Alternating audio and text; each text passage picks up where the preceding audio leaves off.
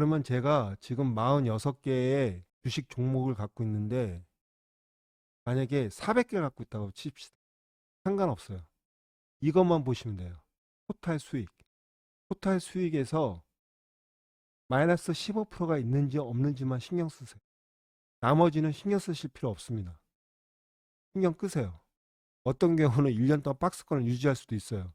그러다가 다시 오릅니다. 마이너스 15%가 됐을 때만 팔면은 그러면 장기 투자는 가장 좋은 수익을 얻을 수가 있습니다. 종목 한 개 한 개 수익에 신경 쓰지 마세요.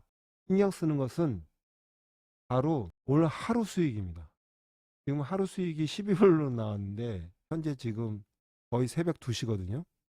그러니까 6월 28일 월요일 날 4시에 장이 마감되고 그 수익이 지금 다 지워지고 다시 정리가 된 거예요. 오늘 하루 수익만 신경 쓰세요. 오늘 하루 수익에 100불을 벌었든 200불을 벌었든 벌었으면 번 것입니다. 종목 하나하나에 신경 쓰지 마세요.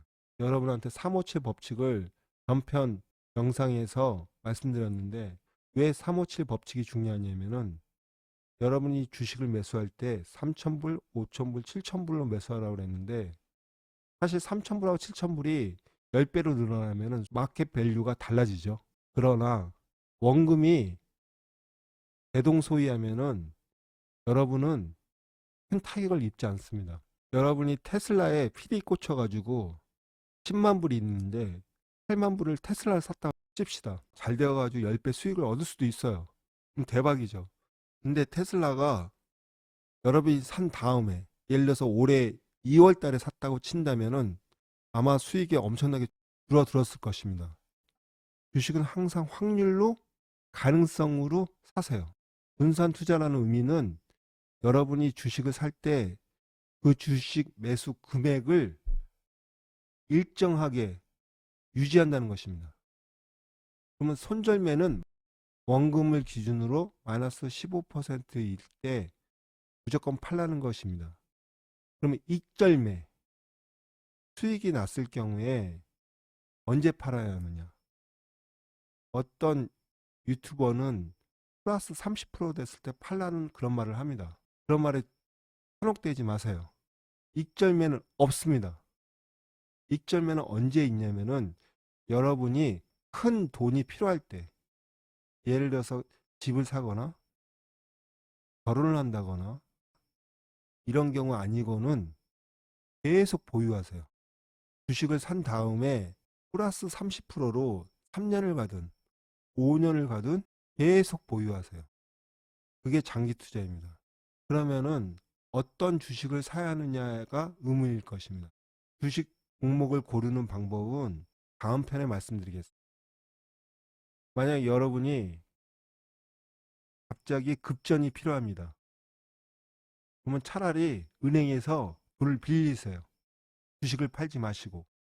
그 액수가 만약에 그렇게 크지 않다면은 은행에서 돈을 빌리시고 이자를 갚고 나중에 다 갚으세요. 주식은 팔지 마세요. 그게 바로 장기 투자입니다. 흔히 말하는 4차 혁명주, 올해 1월 지나서 대폭락이 일어났습니다. 많게는 마이너스 70% 폭락이 일어났죠. 여러분 지금 현재 마이너스 70% 적자를 갖고 있으면서 계속 그걸 갖고 있죠. 그럼 물린 것입니다. 그게 언제 원상복구 될까요? 어쩌면 원상복구 될지도 않을 수도 있습니다. 그렇기 때문에 원금을 기준으로 마이너스 15%면 무조건 파세요. 그러면 물리지 않습니다. 여러분이 갖고 있는 포트폴리오 전체에서 종목당 전체 포트폴리오를 차지하는 비중은 작습니다. 거기서 설령 하루에 20%가 떨어지더라도 그것이 큰 영향을 끼치지 않아요. 그래서 357 법칙과 마이너스 15% 법칙이 중요합니다. 종목 하나하나를 신경 쓰지 마시고 전체를 보세요.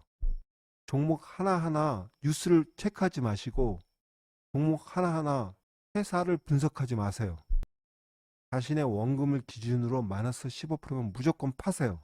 그것이 여러분의 장기 투자의 정석입니다.